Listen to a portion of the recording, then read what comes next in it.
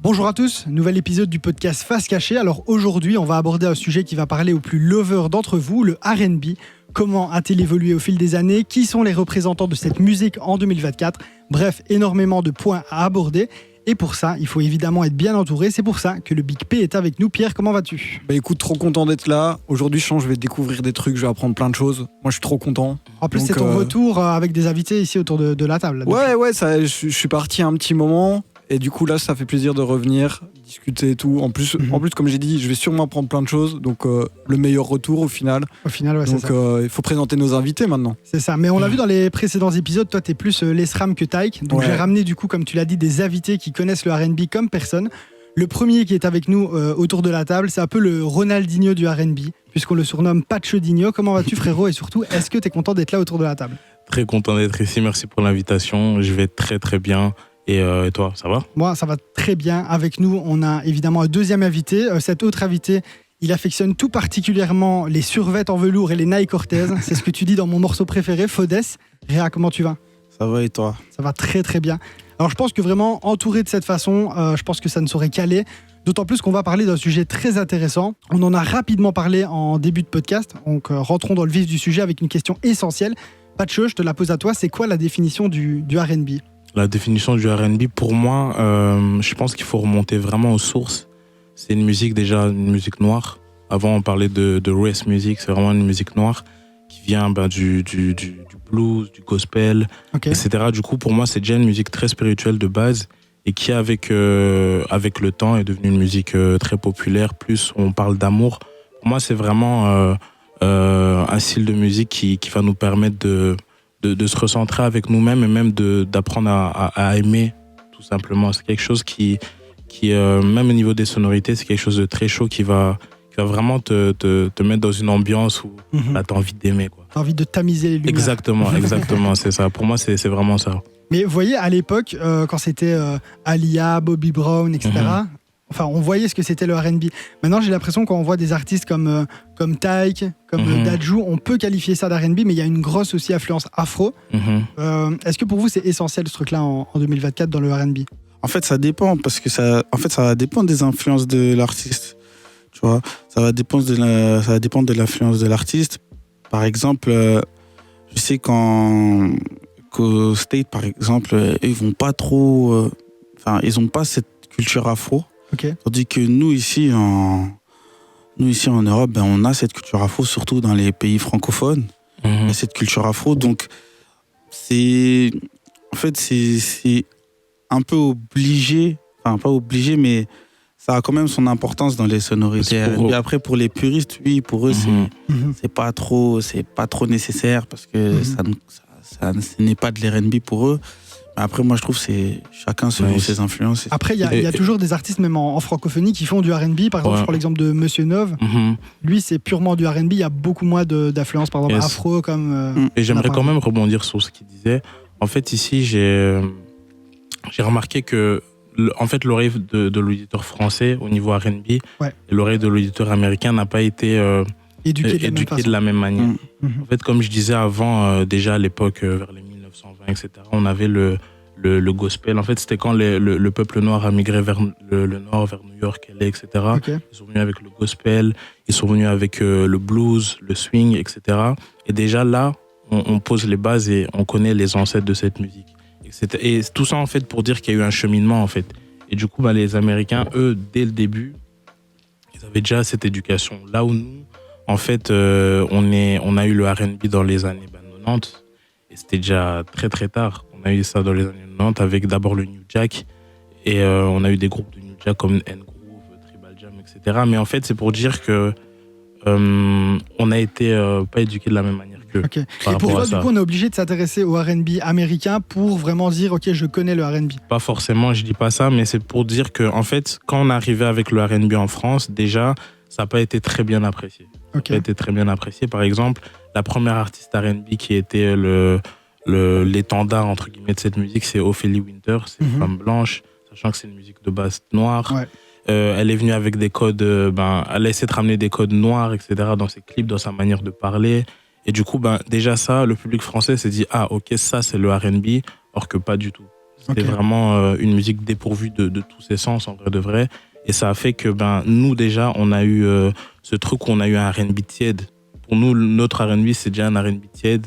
Tu vois, limite, c'était de la variété R&B, c'était même pas du R&B. C'est du R&B, mais peut-être pas trop assumé, quoi. Exactement. Et ça fait que, nous, automatiquement, le public français était là, ok, ça, c'est le R&B, or que c'est pas ça, le R&B. Et du coup, au fur et à mesure du temps, on a eu ce truc où, même aujourd'hui, on va parler de pop urbaine. Là, on va mettre des artistes R&B, on va mettre un petit peu de tout, or que, au final, non, c'est pas ça. Mais je pense que, est-ce que c'est une bonne chose ou pas, le fait qu'on métisse notre musique, notre R&B? Ça, je pense pas que c'est une mauvaise chose. Mais maintenant, je pense qu'il faut aussi apprendre au public français, francophone, c'est quoi les racines, dire ça comme ça, c'est quoi les racines? Et vous, du coup, justement, c'est quoi un peu les artistes qui vous ont influencé, donné envie de faire du R&B ou qui vous ont mis directement là-dedans? C'est avec quoi que vous avez éduqué votre oreille? Réa, je commence par toi. Moi, à vrai dire, ça a plus été des groupes. Tu vois, ça a plus été des groupes, ça a été Jodeci, après t'as Alia, t'as Static Major, t'as Genuine, t'as en fait toute cette école là en vrai. Donc Quinry à fond quoi. Ouais, moi c'était vraiment Quinry à fond. Après moi aussi là, parce que moi je sais que dans mon R&B, dans comment j'ai cette approche de l'R&B, je mélange beaucoup de la culture de chez moi, tu vois. Parce que, comme Pacho il a dit, c'est quelque chose de très spirituel. Ça veut dire, il y a des sonorités vraiment qui te mettent dans des moods, tu vois. Mais c'est ça, mais c'est aussi à la fois très mélodieux. Ça veut dire que moi, je me suis aussi inspiré de chez moi, tu vois, la rumba, tout ça. J'ai repris quelques codes et tout, mais j'ai su faire la différence, tu vois, entre la musicalité et l'interprétation. Ce qui fait que j'arrive à marier un peu les deux. Mais sinon, moi, principalement, c'était que ça. J'ai pas trop eu d'influence francophone. Du coup, Pacho, moi, je sais que quand même, ça fait longtemps que je vois un peu la musique que tu fais. Et je sais qu'avant de faire du R&B, tu faisais de la musique beaucoup plus sombre, notamment en groupe. Et est-ce que quand même, à ce moment-là, tu écoutais déjà du R&B ou est-ce que c'est vraiment la transition du fait que tu aies changé, que tu sois passé plus de la trap au R&B, au niveau de ce que tu écoutais, ça s'est fait aussi à ce moment-là? Non, j'ai toujours écouté du R&B. En fait, moi, je viens d'une famille chrétienne. Ça veut dire, dès mon plus jeune âge, j'étais beaucoup de gospel surtout. Énormément de gospel jusqu'à mes 9 ans, quand j'ai pu commencer à regarder la télé, etc. Moi, mon vrai coup de cœur avec le R&B, c'était 2014-2015, vers l'époque Party Next Door, Brazen Tyler, Jenna Echo, etc. Et c'était vraiment cette période-là où je me suis vraiment focus sur le R&B. Ouais, donc vous avez tous les deux en vrai une école qui est beaucoup plus américaine du R&B que française, quoi. Moi, je dirais pas ça, pas forcément. Parce qu'il y a aussi énormément d'artistes français R&B dont on parle pas ou dont on parle plus. Ouais, mais je parle plus dans tes influences ou dans ta porte d'entrée vers le style. Ça a été beaucoup plus des non, pas forcément. Non, pas forcément. Parce que moi, de base, comme j'ai dit, j'ai regardé la télé très tard, mais avant ça, j'écoutais un petit peu ce que mes grands frères et grandes sœurs écoutaient. C'était aussi de l'R&B français. On avait du Singila. Et je rebondis ce que Réa disait, parce que même à l'époque, on voyait déjà qu'ils avaient cette envie de métisser leur musique. Et ça veut dire qu'il y avait déjà cette envie de métisser cette musique. Mais sinon, il y avait Singila, Matou Stone, Lam. On avait Ophélie Winter. Enfin, c'est toute cette époque-là que j'ai connue via mes grands frères et mes grandes sœurs. Moi, Matokora m'a Matrix. Matokora m'a Matrix. Matokora, de ouf. Mais j'ai l'impression aussi que le rap et l'essor du rap a peut-être été aussi une sorte de porte d'entrée pour beaucoup de gens vers le R&B. Parce qu'à un moment, la caution R&B, c'était un peu l'agout des couplets, des refrains dans certains morceaux de rap. Je pense à Kena Samet, par exemple, ce genre de profil. Comment vous expliquez que le rap et le R&B ont toujours cohabité ensemble, même encore à l'heure actuelle? Ces deux styles de musique, comme tu disais aussi, pop urbaine, un peu, on va mettre tout ce qu'on ne sait pas classer dans le rap R&B ou ce que les gens ne comprennent pas, ils le mettent dans pop urbaine maintenant. Mais du coup, c'est des problématiques, et même les problématiques de comment le R&B arrive en France, j'ai l'impression que c'est les mêmes problématiques qu'il y a eu pour le rap. C'est ce côté de on a mis des figures blanches et c'est ça que, tout de suite qui a porté le mouvement chez nous. Ça n'a pas toujours été compris, etc. Comment vous voyez un peu ces problématiques que les deux styles ont connues et le fait que les deux styles cohabitent hyper bien ensemble? Tu veux répondre? Ouais, je peux répondre.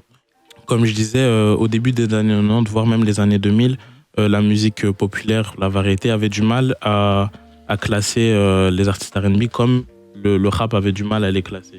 du coup, pour la musique populaire, les artistes R&B, c'était des rappeurs, parce qu'ils s'habillaient comme des rappeurs. Ils avaient ce style très hip-hop, etc. Et les rappeurs, ils disaient non, on n'est pas avec eux, quoi. Et du coup, ils étaient vraiment dans cet entre-deux-là.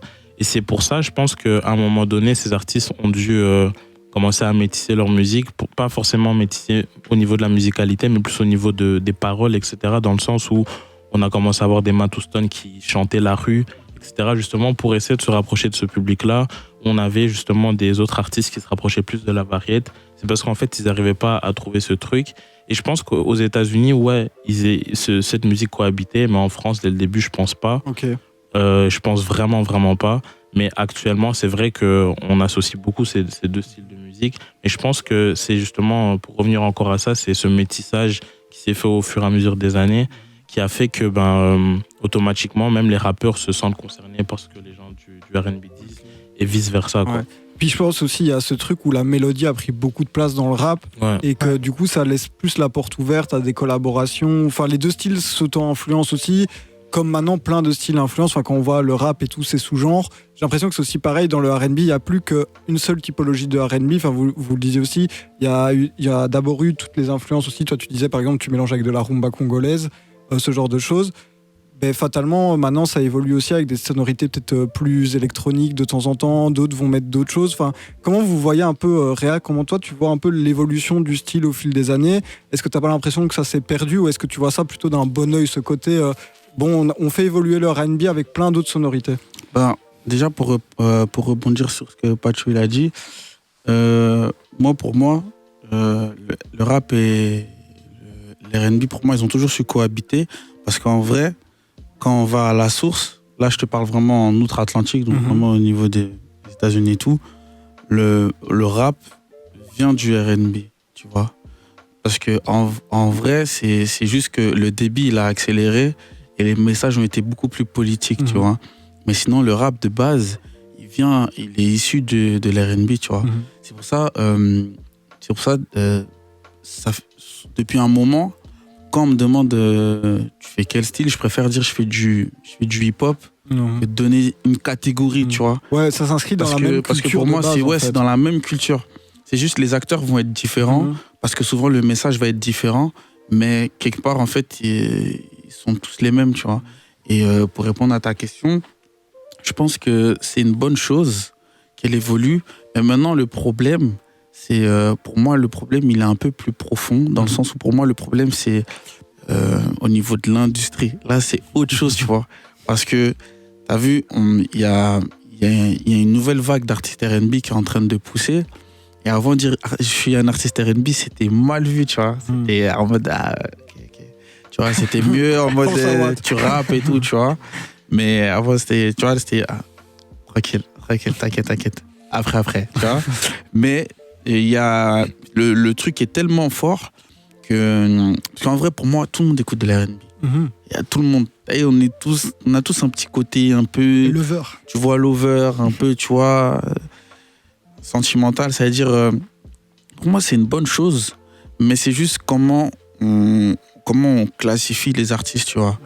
Et je te le dis par expérience, parce que j'ai vu, et on me l'a souvent dit, tu vois, que ça soit en maison de disque ou pas, que je vois qu'ils ont du mal, tu vois. Mais en fait, c'est comme, on va dire, quand la drill, elle est arrivée, les gens disaient driller, mais en vrai, t'es un rappeur. C'est juste, en fait, le style ne fait pas... En fait, maintenant, les sous-genres prennent beaucoup de place sur le genre principal, et donc on va toujours essayer de trouver un terme pour donner des caractéristiques uniques à son artiste, et donc ça permet à la fois de le différencier, mais à la fois on sait plus vraiment c'est quel style qu'il fait. Exact. Donc ouais, c'est le côté le double tranchant du fait que maintenant tout s'influence, c'est qu'en fait on sait plus vraiment mettre une étiquette claire sur un style, ce qui en soi, moi je trouve pas ça obligatoire de dire je fais tel style de musique, mais des fois c'est important sur certains styles comme le R&B, le rap, etc., qui ont une vraie histoire et des vrais fondements de juste ne fût-ce que les connaître et savoir les discuter. Enfin, là c'est ça qui est rassurant quand on parle avec vous, c'est qu'on voit que vous connaissez le R&B dans pas que dans la musicalité, plutôt dans l'aspect même social que ça peut avoir, historique et historique.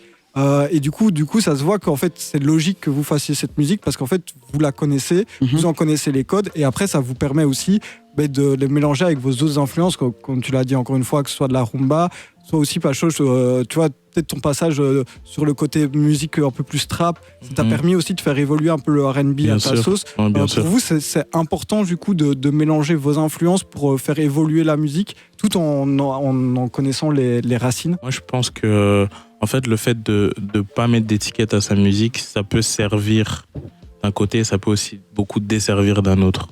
Okay. Ça peut servir dans le sens où je pense que nous, on n'est pas des Américains. Ça veut dire qu'on n'a pas eu cette culture-là.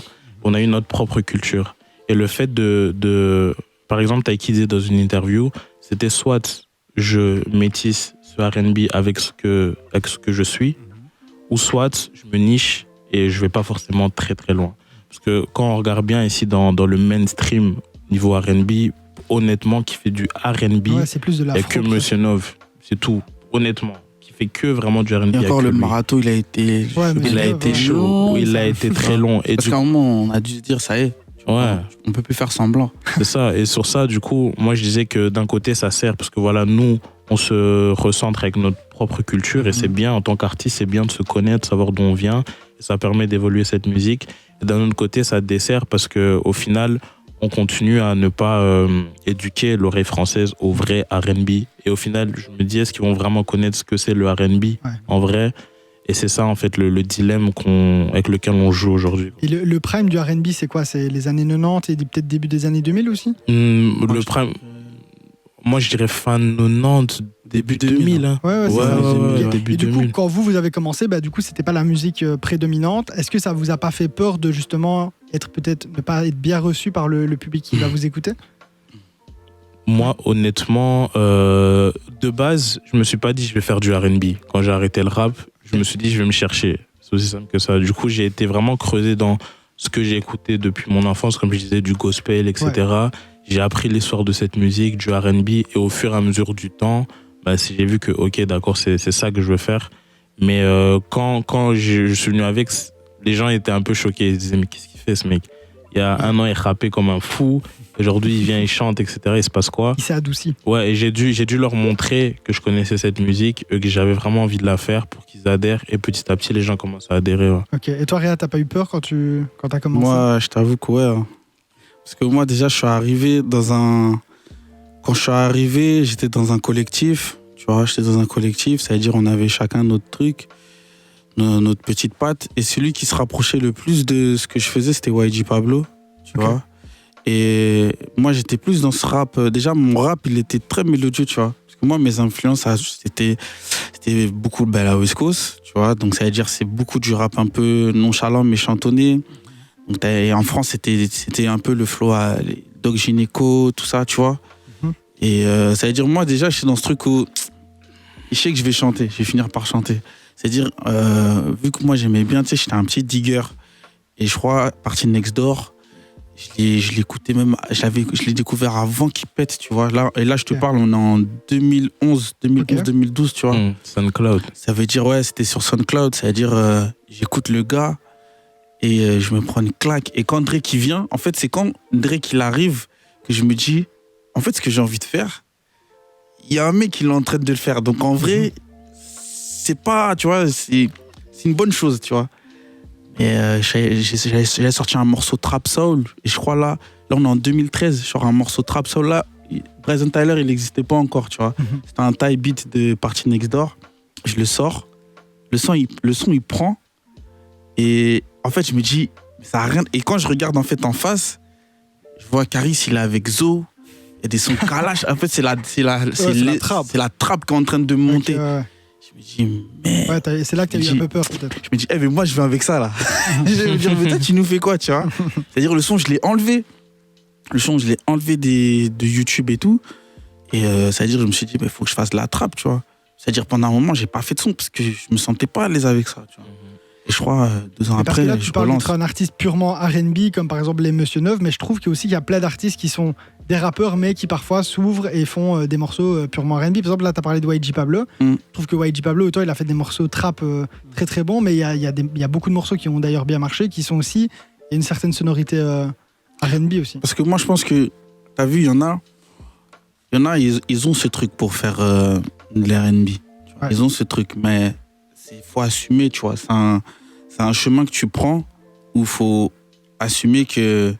En fait, il faut se dire que quand j'arrive, c'est niche. Maintenant, qu'est-ce que je vais faire pour que mon R&B à moi, comment moi je vois le game, je me dis, qu'est-ce que je vais faire pour que ce R&B-là, il puisse avoir une valeur ajoutée et toucher de la masse, parce que j'ai essayé de sortir des trucs un peu... en fait, au début, je sortais mes projets, c'était beaucoup de l'R&B, tu vois, vraiment dans les codes et tout.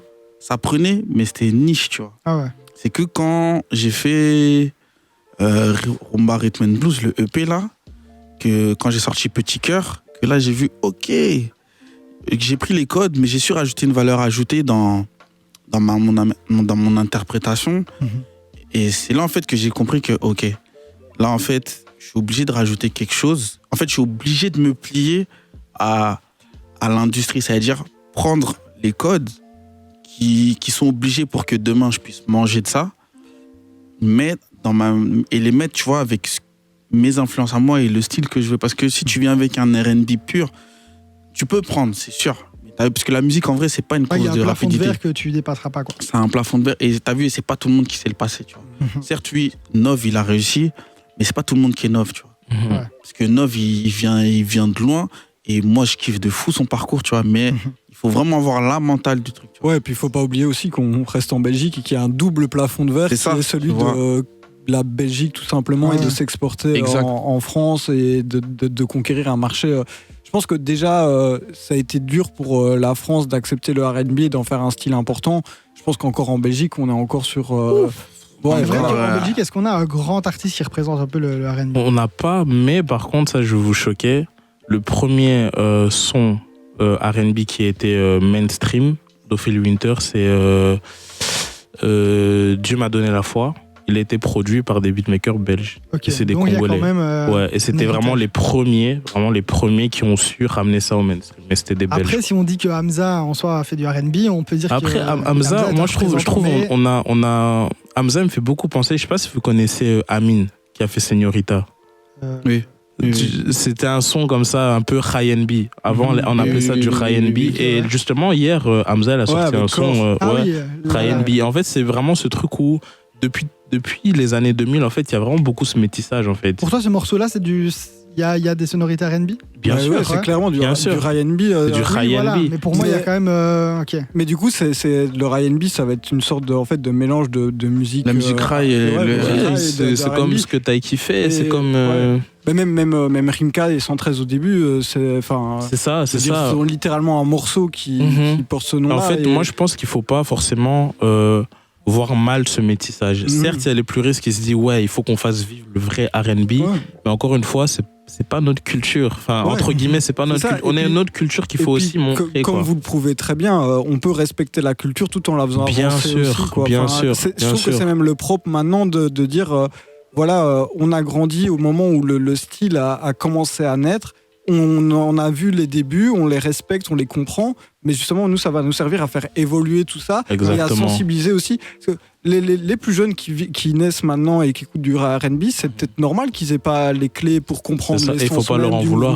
Faut pas leur en vouloir. Et du coup, c'est cool aussi que vous, à travers votre musique, vous permettez de faire un truc actuel qui va les toucher, mais en même temps, vous pouvez aussi leur expliquer et leur montrer les clés leur donner les clés pour qu'ils puissent comprendre l'héritage qui infuse dans votre musique. Exactement. Et pourquoi vous la faites évoluer en fonction de vos caractéristiques et de vos parcours, quoi. Tu sais, c'est comme tout à l'heure quand je t'ai dit, tu vois, aux States, tu vas avoir Jordan, tu vas avoir Marcus, tu vas avoir Drew.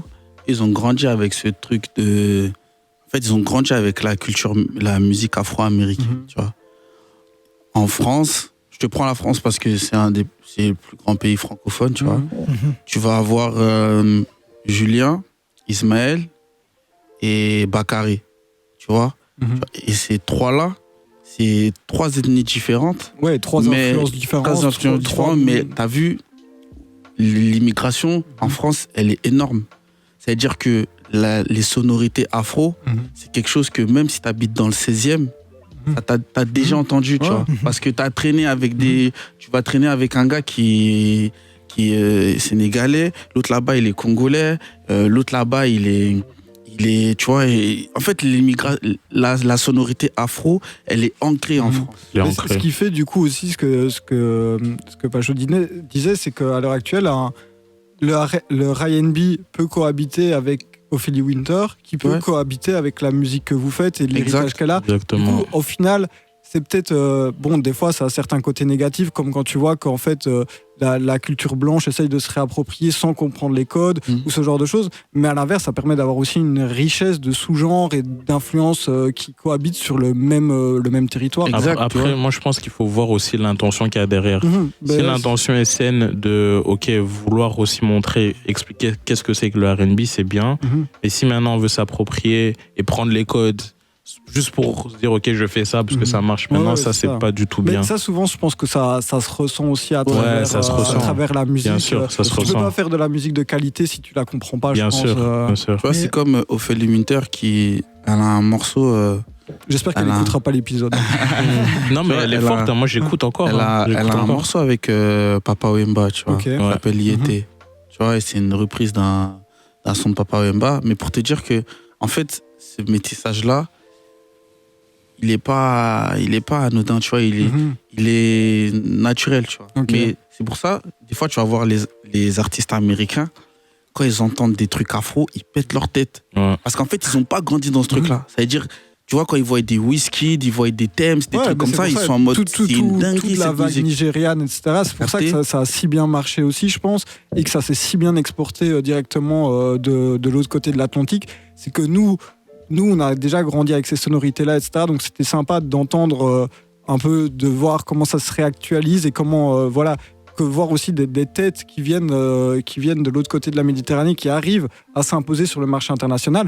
Mais ça a surtout beaucoup, beaucoup marché, je pense, du côté des States, parce que pour eux, c'était un peu nouveau d'avoir ce genre de truc et d'avoir ce truc aussi assumé. C'est pas juste des influences, c'est des gars qui arrivent avec une musique établie qui est faite. Exactement. Et je pense aussi quand tu écoutes les albums mainstream de rap américain à l'heure actuelle, il y a de plus en plus aussi de touches afro. Bien sûr. Que pour le coup, en France, ça fait déjà quelques années que sur les albums de rap français, il y a des morceaux afro, il y a des sonorités afrobeat, ce genre de choses, quoi. Donc, c'est intéressant. Quand tu vois les plus grands vendeurs, la plupart, c'est des Congolais.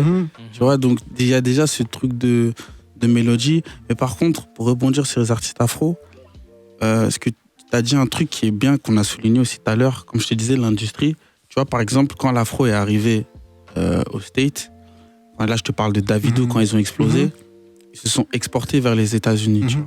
C'est-à-dire que les Américains, donc l'industrie, a essayé de les formater avec ce truc d'afro, et ça n'a pas marché.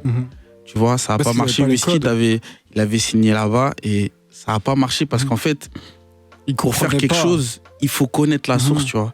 Et c'est que quand ils ont compris que c'est mieux de faire notre musique chez nous et ensuite après de l'exporter, mais pas nous artistes s'exporter là-bas, exporter notre musique là-bas, tu vois. Parce que c'est comme ça que ça va plus parler, tu vois. Mais c'est pareil avec l'R&B. En fait, l'R&B, il est là, on l'a, mais on est obligé d'accepter que ce métissage, il se fasse, en fait, tu vois. De toute façon, c'est que comme ça qu'on évolue, en vrai. Ouais, c'est ça. Au final, ça laisse la porte ouverte aux opportunistes. Mais de l'autre côté, le positif, c'est que ça fait évoluer le mouvement, ça ramène de nouvelles sonorités, ça ramène de nouveaux flows, de nouvelles manières de faire évoluer le mouvement. Je pense que si à l'heure actuelle, on faisait encore du R&B comme dans les années 90-2000, ça veut dire que le mouvement, il n'aurait pas évolué au final. Ouais. Là, ce qui est cool, c'est que du coup, tout s'influence, auto-influence, et que ça fait grandir le truc. Mais c'est pour ça qu'aussi, nous, ça nous tient à cœur de faire ce genre de format, etc. On peut discuter et avoir des gens qui connaissent pour justement montrer aussi que avant d'être de la musique, il y a un contexte, il y a une histoire, il y a des choses quand même à respecter. Et moi, c'est aussi un truc qui me tient à cœur, que ce soit dans le rap ou dans tous les autres styles de musique. Par exemple, la musique électronique, moi j'en écoute beaucoup. Il y a beaucoup de gens qui oublient que la house, par exemple, c'est une musique noire de base. Tu vois, maintenant il y a beaucoup de gens qui pensent que c'est une musique de blanc faite pour des blancs, alors que pas du tout, c'est une musique qui vient de Détroit. Ouais. Et c'est hyper important de comprendre, de connaître et de respecter un minimum les origines d'une musique quand pour moi on l'écoute ou on veut en faire la promotion ou ce genre de choses. c'est que c'est important. Et puis même, c'est de la culture aussi. Et c'est comme ça aussi qu'on fera évoluer la musique, c'est en la respectant et en la comprenant de base. Donc voilà, je pense que là, on a fait une bonne synthèse de ce que c'était le R&B en termes musicaux. Maintenant, moi, j'ai plus envie de m'interroger sur les thématiques. Parce que j'ai l'impression qu'il y a beaucoup de... Quand on dit R&B, les gens tout de suite, ils pensent love, etc. Est-ce que vous pensez que c'est vrai ou est-ce que c'est surtout un préjugé et que ça va plus loin que ça? Moi, je pense que, honnêtement, dans la francophonie, on a été obligé, comme je disais, de même se métisser au niveau du message, en vrai de vrai. Mais je pense que, par exemple, aux États-Unis, jusqu'aujourd'hui, ils ont ce luxe, en fait, de pouvoir parler que de ça et que ça fonctionne. Mais ici, dès le début, comme je disais, vu qu'on n'a pas été accepté par l'industrie blanche, on n'a pas été accepté par le rap, on a dû, par exemple, quand on était, comme tu disais, quand les chanteuses étaient sur les refrains de rappeurs, ou même que quand les hommes chantaient ou faisaient les chœurs des rappeurs, etc., c'était beaucoup, ils parlaient plus de leur mal-être, pas forcément de l'amour, des sujets plus proches de la société que plus de l'amour. Tu vois. Et avec le temps, je pense qu'on continue à parler d'amour, mais il y a beaucoup ce truc où encore on est dans cet entre-deux, etc. Mais de base, c'est l'amour. Hein. C'est l'amour, c'est la spiritualité, c'est quelque chose de... Ça vient aussi de la soul. Ça a été une étape de cette transformation de cette musique, mais c'est quelque chose de très spirituel et l'amour. Ouais, et moi, j'ai l'impression qu'au niveau des relations humaines, des relations amoureuses, etc., on ne peut pas mentir quand on écrit des textes là-dessus. Est-ce que vous n'avez pas peur à un moment de peut-être n'avoir plus trop grand-chose à dire à ce sujet-là? Non, on vit tous les jours. Okay. Là, on est en train de vivre, je ressens quelque chose que j'ai pas vécu, peut-être ça va m'inspirer quelque chose, je vais l'écrire, on vit tous les jours. Je pense qu'on sera jamais à court. Quand t'es passionné et que t'aimes vraiment ce que tu fais, t'es jamais à court de... Ouais, c'est ça, et puis je pense qu'il y a aussi plein de formes d'amour. Enfin, je veux dire, il y a l'amour, l'amitié, voilà, l'amour envers ta passion. Ouais, voilà, et puis je pense aussi c'est un sentiment, mais du coup aussi, c'est vrai ce que tu dis, c'est que l'amour, c'est une source infinie d'inspiration. Bien sûr. Mais à l'inverse, j'ai l'impression que c'est tellement universel que ça a été épuisé dans tous les styles, de toutes les façons. Non, tu penses pas? Je pense pas aussi. Parce que, en fait, je trouve que t'as vu, quand un artiste R&B prend comme thématique l'amour, tu vois, en vrai, l'amour, il y a plusieurs facettes, en bon comme en mauvais. Ça veut dire, en fait, la palette est tellement large que... Tu sais, on peut parler tous les deux d'un truc toxique. Et moi, je vais le raconter d'une autre manière, comme toi d'une autre.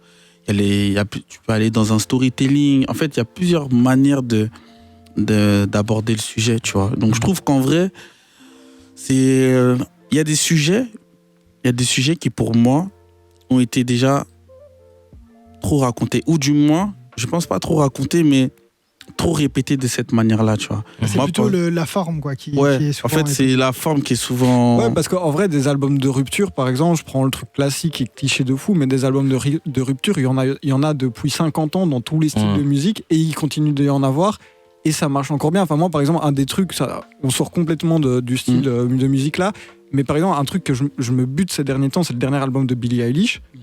C'est un album de rupture, amour très classique dans la thématique, mais la manière dont elle le fait, que ce soit aussi bien en termes de production qu'en termes de musicalité de la voix, etc., ça me hook quand même. Et il y a toujours des trucs où, vas-y, on se sent concerné par des choses qu'on a vécues, que ce soit les mêmes que l'artiste ou pas, mais ça a cette facilité à parler à tout le monde, je trouve, qui fait qu'en fait, ça reste populaire. Mais du coup, et après, je trouve... pas là, parce que tu vois, tu dis que, par exemple, tu penses qu'on a épuisé tous ces sujets-là. Non, c'est une question que je voulais poser.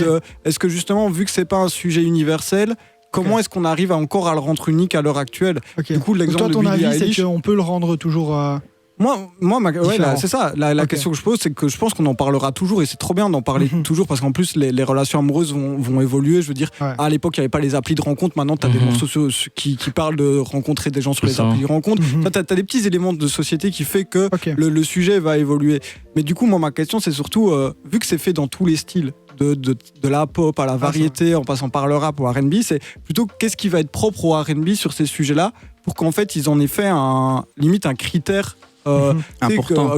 Que dans l'inconscient collectif, les gens, on parle de R&B, premier truc qui revient, c'est love. De base, je pense que le message même, par exemple, du rap, C'est plus des sujets de société, politique et du R&B, l'amour. Déjà, à partir de ça, je pense que voilà, quand on veut écouter ça, on va vers là. Quand on veut écouter ça, on va vers là. Mais je pense que pourquoi, en fait, c'est des trucs qui vont jamais s'épuiser. C'est parce que quand tu es un vrai artiste, le plus important, c'est de parler de toi-même. Vraiment de parler de toi-même et d'être sincère avec ce que tu dis. Et à ce moment-là, les gens ils vont s'identifier à toi par ton histoire. Ils vont pas forcément écouter, ah ok, il parle juste d'une rupture. Non, il parle de sa rupture. Et quand tu vas essayer d'être le plus transparent avec ta base fan, qui vont connaître, sans aller trop loin, mais qui vont connaître peut-être, je sais pas, tes enfants, qui vont connaître ta femme, qui vont connaître là où tu habites, d'où tu viens, à un moment donné, il y aura tous ces éléments qui vont fuser, ils vont se dire, ah ok, je suis dans sa vie en fait, je suis pas dans n'importe quelle vie, et ça fait que ils vont s'attacher de plus en plus, et que tu parles de n'importe quel sujet, au final, tant que ça te concerne toi et que tu es vraiment sincère, aussi que tu le fais bien, les gens vont se dire ok, qu'il me raconte ça jusqu'à la fin de sa vie, tant que c'est vraiment quelque chose de sincère, ils vont jamais se c'est lasser, vrai, tu vois, et un point important, tu vois, qu'on cite pas souvent, et que moi j'ai beaucoup vu par exemple sur mon dernier projet Poétiquement Mélodieux, c'est qu'en fait ce qui va être le plus important, c'est la texture, tu vois. C'est la texture que tu vas donner, que ça soit sur ta voix, que ça soit sur les prods. Parce que, pour faire un petit bond en arrière, quand on parle de métissage, les gens ils pensent souvent que c'est juste tu mets un style avec un style. Genre c'est vraiment le métissage en large, c'est-à-dire même la texture, ce que tu vas mettre.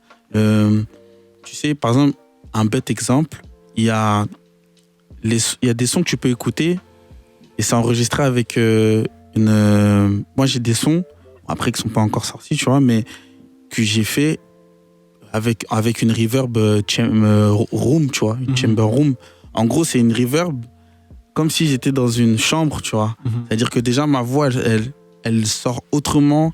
Donc forcément, ce que tu vas entendre, déjà tu vas le prendre d'une autre manière. La texture de comment elle est la prod, tout ce qu'il y a autour, tout ce qui va couvrir le son, le décor. C'est plusieurs choses en fait, tu vois. Parce que la musique c'est bien, oui, tu mets un instrument, un piano, un violon, mais l'essentiel même, c'est la texture que tu vas donner à la fin, tu vois. Sur ça, tu peux parler de tout ce que tu veux, mais tant que la texture, ça va même dans le texte. Comment tu vas approcher les mots, comment tu vas faire tes syllabes, comment tu vas, tout en racontant ton histoire, en fait. Donc, il y a un vrai travail sur la forme, en fait. Ouais, bien sûr. Pour moi, il y a un vrai... Et même sur... en fait, sur tous les styles, je trouve, tu vois. Mais vu que là, c'est l'R&B et qu'on en parle, même dans ce style-là, je trouve que c'est même un truc où il faut être hyper pointilleux. Ouais, bien sûr. Il faut être hyper pointilleux parce que c'est un truc...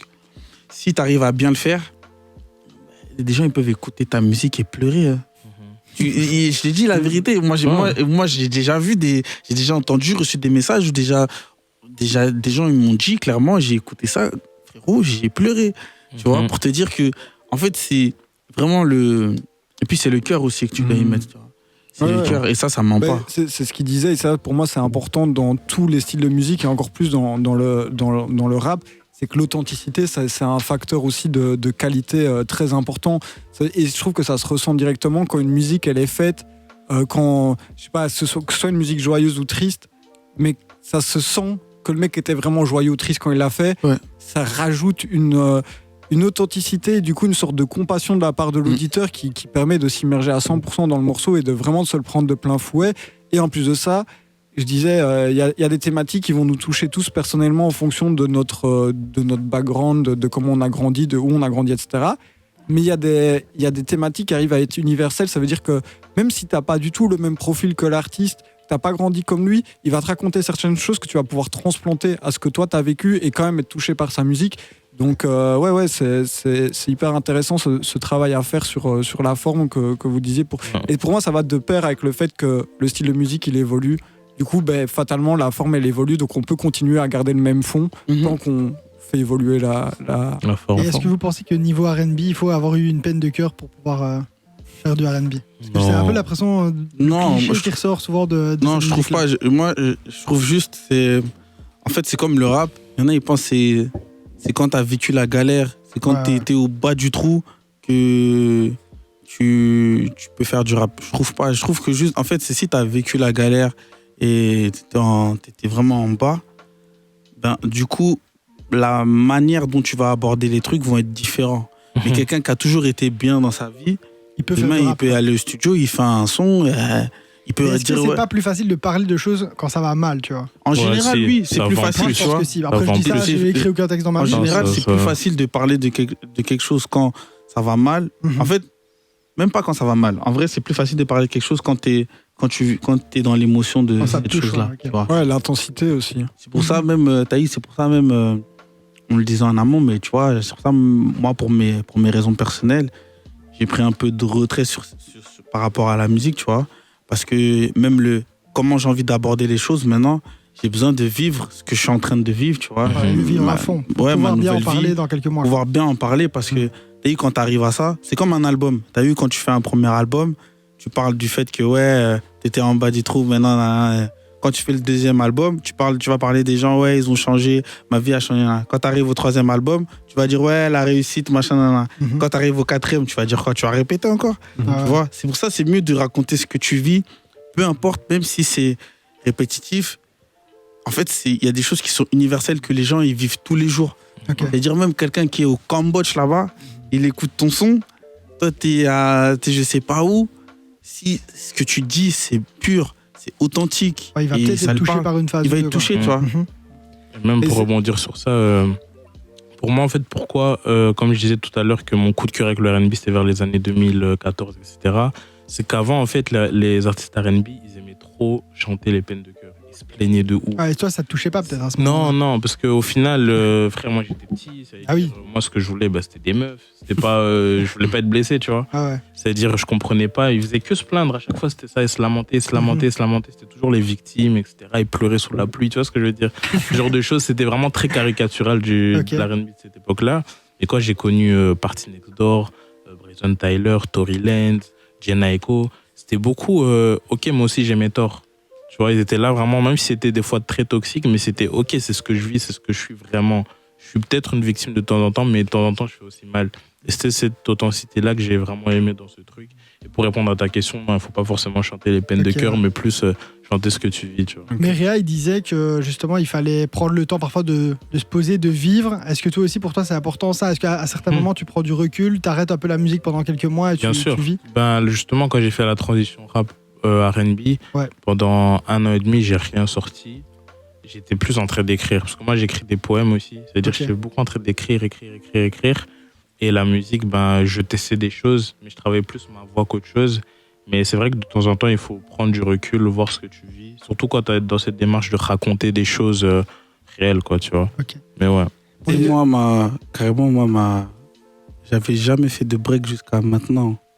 C'est-à-dire le run de quand j'ai commencé avec ma nouvelle équipe, le label et tout, on me disait fais des pauses, moi ça me disait rien, c'est-à-dire je me suis carburé et juste un jour je me suis dit je sais pas, j'ai eu une impasse et je me suis dit en fait ce que je faisais, je me disais mais j'ai l'impression que je l'ai fait, tu vois, j'ai l'impression que je l'ai fait, et puis voilà, il est arrivé ce qui est arrivé dans ma vie et là je me suis dit en vrai maintenant là je vais être spectateur.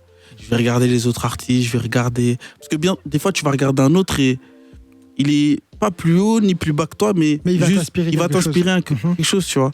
Et moi, je me suis mis dans ce truc-là et là, je reprends vite fait les sessions, mais sauf que maintenant, je vois la différence quand j'arrive en session. Genre, je vois... En fait, je sens même que je suis plus le même, tu vois. Genre, comment je vais aborder, comment je vais composer, même quand je fais mes maquettes. Je sens que, en fait, ça m'a fait du bien parce que là, je revis. Tu vois, t'es plus la tête dans le guidon comme tu l'étais peut-être avant. Ok. Et bon, les gars, on arrive tout doucement à la fin de cet épisode. Moi, j'ai une dernière question à vous poser. C'est quoi pour vous le meilleur morceau R&B de tous les temps? En tout cas, le vôtre, celui qui vous a peut-être le plus touché. Moi, j'aurais dit Brandy, Piano Man. Ok. Ouais, parce qu'en fait, Brandy, pour moi, c'est la plus belle voix qu'on a eue de tous les temps. Vraiment. Des gens, ils diront peut-être Whitney Houston ou Michael Jackson, mais si ma manager elle va crier, mais pour moi Brandy c'est trop, parce que même dans ses albums Human par exemple, dedans elle a un morceau où elle fait tout en a cappella et la prod elle l'a fait avec sa voix Et déjà, juste ça, quand j'ai écouté ça la première fois, ok. je savais même pas, en fait, parce que mon enfant, j'avais pas les titres, etc. J'avais juste mon petit MP3. Je pensais que c'était une vraie prod. Et c'est là, il y a genre 3-4 ans, j'ai regardé ça, je me suis dit, mais elle est folle. Et du coup, j'ai commencé à regarder un petit peu comment elle travaillait, etc. La manière dont elle construit ses prods. Je disais, là, mais c'est de la folie. C'est de la folie pour moi, ouais, Brandy, Piano Man. What do you wanna hear tonight? He asked me. I said something I could feel inside. Oh, I got what you need to know exactly. Why don't we give this a try? Maybe a song about heartache. I promise I can sing every word. Maybe a song about love. That's another one everyone does. Et toi, Réa, je vois que t'es sur J'étais ton en train de téléphone. regarder ce que j'écoute de ouf. Mais Voilà, c'est plus genre un morceau qui t'a traumatisé ou le morceau de R&B vers lequel tu vas revenir le plus souvent ou... en vrai, c'est. Après, on va passer aux petites recos actuelles. Mais là, on est plus sur. En fait, moi, sur un truc je qui l'ai. t'a choqué. Dis-nous ton Moi, c'est classique. quoi, en gros. Blackberry Molasses. Ouais, c'est ça du groupe Mista. Ça, là. Chaud. Parce qu'en fait, ça, je l'ai découvert dans le film Tupac. Ok. À la fin, juste avant qu'il meure. Même moi, tu sais. Il y a un spoil, là, Ouais, c'est- franchement, c'est juste chaud, avant c'est qu'il chaud. meure, il met ce son. Le spoil de Tupac est mort. Mais en tout cas, tu vois, parce que en fait, quand il y a ce son, il y a même des interviews où lui-même il disait que s'il n'aurait pas fait de rap, il aurait fait de l'R&B. Ouais. Et en fait, Ok. ce morceau-là, c'est le riff de guitare et tout, genre, laisse tomber. Pour moi, ce morceau-là, je peux l'écouter tous les jours en repeat comme ça. Don't tell me how to live my life after all that we've been through. Don't wanna hear about your hardships, 'cause I've been there myself a time or two. Still life goes on if you just keep holding on. Ok, et est-ce qu'il y a un artiste peut-être plus actuel que vous recommandez aux auditeurs? Quelqu'un qui vous a mis une claque là récemment, que ça soit un francophone ou même. Moi, Aux États-Unis. honnêtement, il y a un mec de Paris, ça faisait très longtemps que j'avais plus entendu ça, il s'appelle Sonny Rêve. Ok, ouais.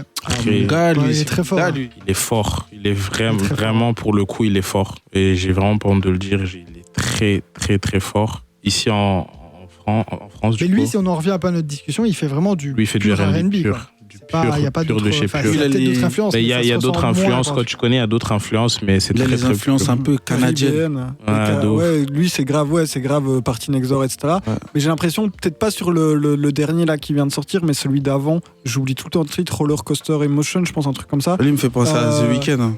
Lui, là, il avait plus aussi des influences un peu caribéennes aussi, Ouais, non. Ouais. qui étaient assez intéressantes. Mais il est très très fort. Lundi, je passe récup ma bitch à Fendi. Minimum 3 sacs dans la Martine. All-Star Game, je suis en Magic. Je sais faire apparaître la monnaie facile. Dis qu'à ma femme demande une plastique. Take care, baby, viens en practice.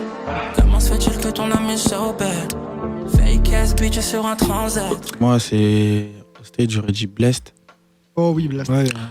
Il y a lui, et au niveau francophone. Encore même question, je me dis Blast, est-ce que oui c'est du R&B, en tout cas il y a énormément d'influence R&B, mais est-ce que c'est que du R&B? En fait, lui, Et après, on peut se poser la question lui, à tous les c'est. artistes, en fait. En fait, t'as vu les artistes californiens de la West, Ouais. là, de Los Angeles, ils ont toujours été sur une autre planète. Mhm. C'est-à-dire, ça a toujours été en fait, même dans leur R&B, tu sens, il y a du funk, il y a du G-funk, il y a toutes ces influences-là, tu vois. Mhm. Mais Non, mais ouais, Blast en tout cas. très fort. Baby, they can't keep up. Whoever talk down on you gotta speak up. You in your bag once again, you can't be touched. I got a bag, I can spin, it don't mean much. We can vacate when you're weak up, or we can slide when you want. Put the streets up, I wanna see your feet up. I got a bag, I can spin, it don't mean much. What's your move? I know you wanna rest, take a don't you? Girl, you wanna rest, nigga, don't you? Et du coup, ça a été facile, je vais choquer personne. Je dis, je suis pas un grand auditeur d'R&B. Et du coup, c'était Alia et Shadé. Non. Ok. Et oui. du coup, là, moi, j'ai deux recos. Une aussi, vous m'avez inspiré, une française et une américaine.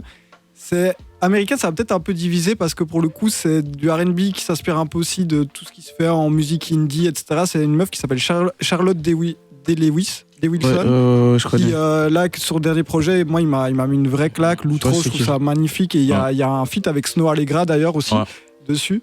Bref, grosse reco. Et en France, c'est le dernier EP de La Flame. Okay. Mago. J'avais oublié Mago. Voilà. Que je trouve aussi qui est super riche en termes de production, hyper complet en termes d'imagerie, et vraie voix ultra cristalline, ultra pure. Et je trouve que même si dans la manière de poser la voix, ça me touche peut-être un peu moins parce que c'est pas, j'ai pas grandi trop avec ce style, mais il y a un truc où c'est impossible de dire qu'elle fait pas de la bonne musique. Et du coup, ouais, c'était des petites recos. Tu m'as détesté. Je l'ai vu dans tes yeux, les mêmes qui ne me voient jamais. Tu m'as détesté. Je l'ai vu et j'ai su parce que ne me mente jamais. Moi aussi, en vrai, j'ai des recos. Mais en fait, à chaque fois, je passe en dernier. Et du coup, il y a au moins quelqu'un qui dit une de mes recos. Et du coup, là, c'est Réa qui a parlé de Blest plus aux États-Unis. Mais en France, moi, je parlerais de IP Ndego. Ouais. Très, très bon, qui a sorti aussi un petit truc. Ah, c'est aussi ton gars, lui aussi? Non, mais un gars de mon équipe bosse avec, mais je l'ai déjà rencontré. Il est très fort, lui. Peu importe l'hiver, avec moi, la flamme est ravivée. Je saurais piloter sans mi-peur. Je fais ça comme si j'avais pas teasé. Y'a plus aucune minute à perdre. Demain t'avais quelques plans de prévus, mais tu vas finir paralysé. Même ta maman m'aurait validé. Et faut que ça arrête tous les soirs. J'ai laissé tomber les histoires de gloire pour t'avoir pris. À peine posé sur tes flancs, mes mains sont déjà pleines. Tout doucement, chacune de nos phrases. Avant de terminer, si vous avez une petite promo, des petites actualités, là où on peut vous suivre, c'est le moment, c'est l'instant. Instagram, TikTok, Twitter, Pachodinho, et j'ai un projet qui sort en septembre. Ok. Moi j'ai une petite question, Pachodinho, c'est en rapport avec Ronaldinho, comme j'en ai rigolé hors ouais, podcast, le Digno, ouais. Le Digno, ouais, mais le Pacho, non. C'était un truc avec mes potes et tout. Ok. Ben, moi, Real Be Like, partout, sur Insta, sur TikTok, sur Twitter. Et en termes d'actu, ben. Ça arrive fort. Il y a un nouveau single qui va arriver là. En vrai, je préfère même dire la date en vrai. Non, en vrai, je vais pas dire la date, mais c'est avec Joga. C'est avec Joga et Wilsco. Ok. Et parce que ça y est, là, TikTok, ils m'ont gonflé la tête, donc finalement, je vais lâcher le son. Donc voilà quoi. Je vais faire une petite recommandation. Pour ceux qui sont passionnés d'R&B, il y a un livre qui s'appelle Sensible, l'histoire du R&B français, de Roda Chokukam, si j'écorche pas le nom, et très intéressant, qui retrace vraiment l'histoire du R&B français des années 90 jusqu'à aujourd'hui. Écoutez les gars, un grand merci en tout cas d'être venus. Ça m'a vraiment fait plaisir de tourner cet épisode, de découvrir aussi un nouvel univers. Pierre, qu'est-ce que t'en as pensé? J'avais dit que j'allais apprendre des choses, j'ai appris des choses. Trop bien. Épisode rentabilisé. Ben voilà, quant à nous, on se retrouve dans 2 semaines, juste avec Pierre pour un nouvel épisode React tous les deux. D'ici là, portez-vous bien et à la prochaine. Ciao, ciao. Salut. Ciao. Let's go.